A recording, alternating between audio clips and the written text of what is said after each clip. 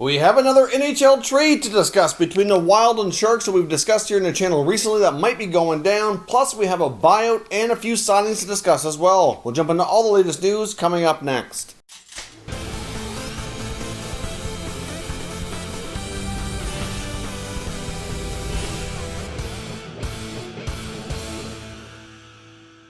So welcome back to another video here at Top Shelf Hockey, and we actually have a fair bit of news here. None of it too earth-shattering on its own, but still a lot to get caught up on. We've had a busy morning of NHL excitement here, so let's dive in and get started. Now, we have a trade, as I've been talking about before, likely what we're going to see between Minnesota and San Jose. The deal's not completely like we thought it would be. It could be broken up here into two separate deals. But for right now, Ryan Donato has been traded from Minnesota to San Jose for a 2021 third-round selection. So that selection was originally Pittsburgh selection that they sent over to San Jose in that Patrick Marleau trade earlier this year. So that Pittsburgh's third-round pick now belongs to Minnesota, and the Sharks get Ryan Donato, who they're hoping can play, in that middle six role on the wing, and hopefully get some good offense generated. Of course, he's bounced around a fair bit after coming out of college, signing with Boston, where he was drafted. He got off to a really hot start.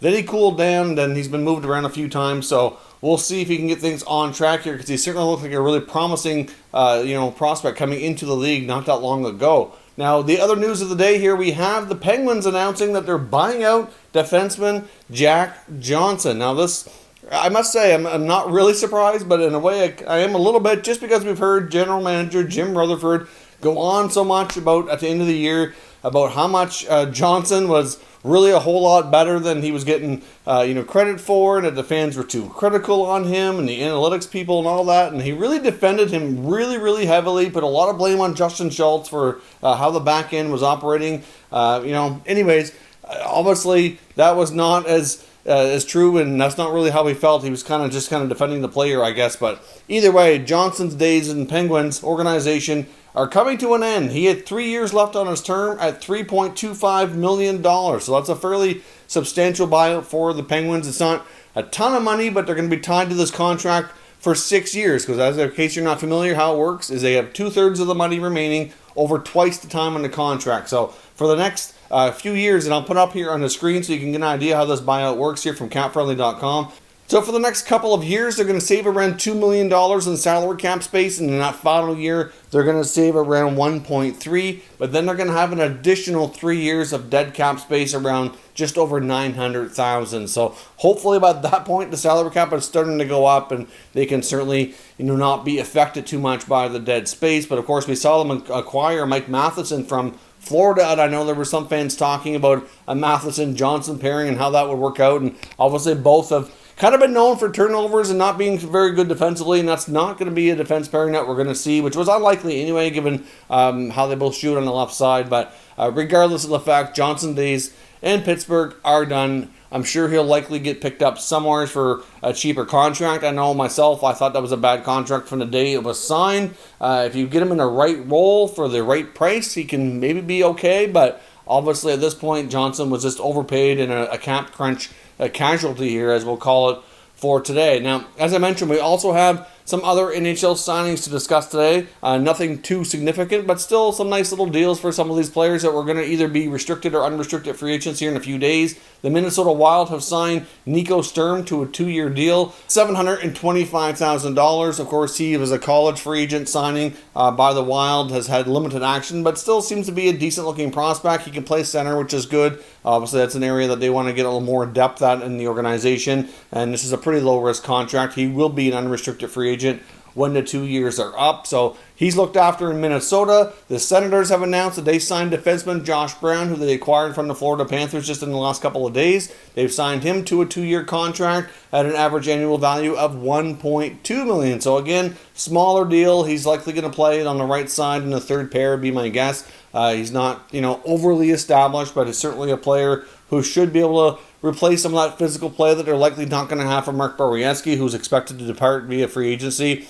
Plays the other side of the ice, but still a player who can play a similar type of game. We're going to have a little bit of a different look of the Senators' blue line this year. And Pierre Dorion made note in his press conference today that Brown's actually a player that he's been interested in the past, and they actually inquired about maybe picking him up last year, but it never worked out. So obviously they decided to try again, and they have the right shot defenseman now on the organization to sign for a 2-year contract. Now, we also saw the Dallas Stars re-up defenseman Andre Sakera, who they, of course, got last year during the offseason after being bought out by the Edmonton Oilers. Of course, he signed for much less than Dallas, got a smaller role, and certainly fit in nicely, as we talked about in the Dallas Stars offseason video a few days ago. I kind of mentioned that he could be brought back, but I wasn't completely sure or sold on the fact that he would be. Obviously, a lot of it's going to depend on money.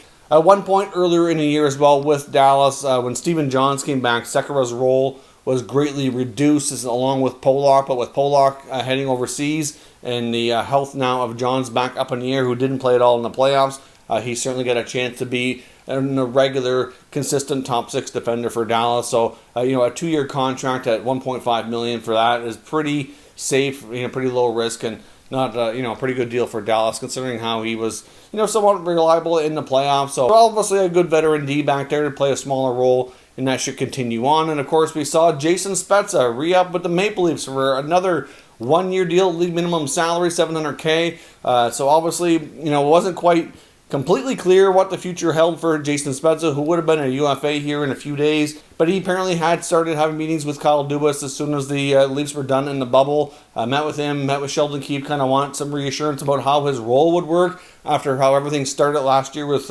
Mike Babcock. Obviously, I think he had some reservations, but I think he was quite, much happier, fair to say, under Keefe than he was with Babcock, and how he was treated and how he was, deployed. So obviously he had a much better feeling that he would continue to play on a regular basis. He doesn't necessarily have to play every single game. Obviously, in back-to-back situations, or when you have 3 games to 4 nights or something, you could give him a few nights off here and there to rest him up, obviously. But at the same time, he proved to be much more productive under Sheldon Keefe. So obviously the Leafs have a lot of other business to look after. This was a fairly easy contract. And as Kyle Dubas said earlier today, it just made too much sense and easy to carry on with Spezza for another year. Obviously, Jason Spezza returned home last year. He has a young family. Probably doesn't really want to look on the move again. He's obviously confident the Leafs can make strides forward and have a shot at a Stanley Cup. So it makes sense for him, makes sense for the team, and just too easy to get done. But the Leafs have a lot more complicated business, I'm sure, to look after here in the coming days as we approach the draft and free agency. So that is all for now. Likely be back a little bit later today with some more news and rumors updates, so stay tuned for that coming earlier. And we also put out our final mock draft of the year, including all 31 first-round selections, which was posted earlier. If you missed that, I'll link it up here in the YouTube card, so check that out as well if you haven't already done so. Thank you very much for watching, and I'll catch you next time.